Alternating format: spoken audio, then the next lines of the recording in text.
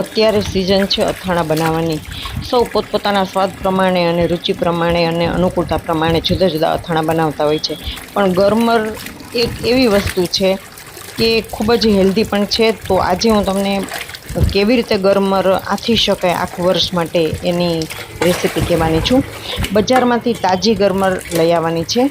પછી એને ચોખ્ખા પાણીથી અનેક વાર ખૂબ ચોડીને ધોઈ નાખવાની છે. કારણ કે ગરમર છે ને એ ગારાવાળી હોય છે, એટલે ધૂળવાળી હોય છે, એટલે એને ચોડીને ધોઈ નાખવાની છે. 4 થી 5 વખત આવું કરવાનું છે.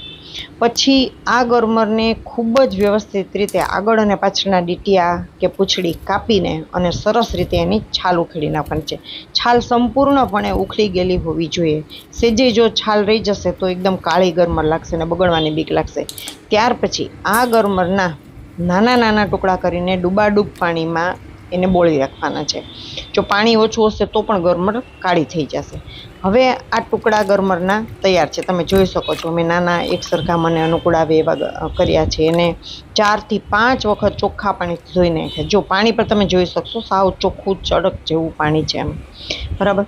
હવે એમાં નાખવા માટે નિમક, હળદર અને આ ચોખ્ખા પાણીથી ધોયેલી ગરમરને હમણાં બીજા તપેલામાં લઈશ. પછી આ 2 બરણીમાં હું એને ભરીશ અને એમાં નાખવા માટે આ કેરીનું પાણી છે. જો કેરીનું પાણી પૂરું ન પડે તો તમે સાદા પાણીનો પણ એમાં ઉપયોગ કરી શકો છો. તો ચાલો હવે આપણે પ્રોસેસ શરૂ કરીએ. આ સુધારેલી જે ગરમર છે, ધોયેલી જે ગરમર છે,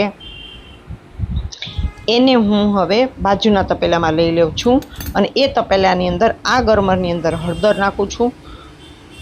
પછી એમાં નિમક નાખું છું. આમ તો ખાટા પાણીની અંદર નિમક રહેલું હોય છે, એટલે સાધારણ અને માપે બધું નાખવાનું હોય છે ને, તો વધારે પડતી ખારી થઈ જાય છે. હળદર અને નિમક નાખ્યા પછી આ ગરમરને હાથેથી ખૂબ જ સરસ રીતે હલાવી લેવાની છે, જેથી કરીને બધામાં નિમક, હળદર એ ચડી જાય. અને નિમક હળદરમાં મિક્સ થઈ ગયેલી આ ગરમરને હવે મેં જે બાજુમાં બરણીઓ રાખી છે કાચની, પ્લાસ્ટિકની બરણીનો બિલકુલ ઉપયોગ કરવાનો નથી. કાચની બરણીની અંદર જ આને ભરવાની છે અને એમાં હવે નાખીશું કેરીનું ખાટું પાણી. જે મેં કેરીનું અથાણું બનાવતી વખતે એમાંથી નિતારીને રાખી દીધું અને ગરમર અને કેળા આથવા માટે હું આ પાણીનો ઉપયોગ કરું છું. એટલે એ પાણી પણ ડૂબાડૂબ જ હોવું જોઈએ. જો ગરમર બહાર રહી જશે, પાણી ઓછું થશે તો એ ગરમર તરત જ કાળી પડી જાય છે. અને ખાટું પાણી ઓછું હોય તો તમે એમાં સાદું પાણી પણ નાખી શકો છો. એમાં લીંબુના ટુકડા પણ મૂકી શકો છો, કાચી કેરીના ટુકડા પણ મૂકી શકો છો. ટૂંકમાં એની અંદર ખટાશ હોવી જોઈએ. ખાલી નિમક હળદરથી ન ચાલે, ખટાશ પણ એમાં હોવી જોઈએ. તો આ ખૂબ જ હેલ્ધી છે. આખું વરસ તમે ફ્રીજમાં કે ફ્રીજની બહાર પણ રાખી શકો છો. કેરીના રસની સાથે તો આ ખૂબ જ ખાવી ગમે. તો મિત્રો, તમને કેવી લાગી આ રેસીપી? જો તમને ગમી હોય તો લાઇક, શેર અને સબસ્ક્રાઈબ પણ કરજો.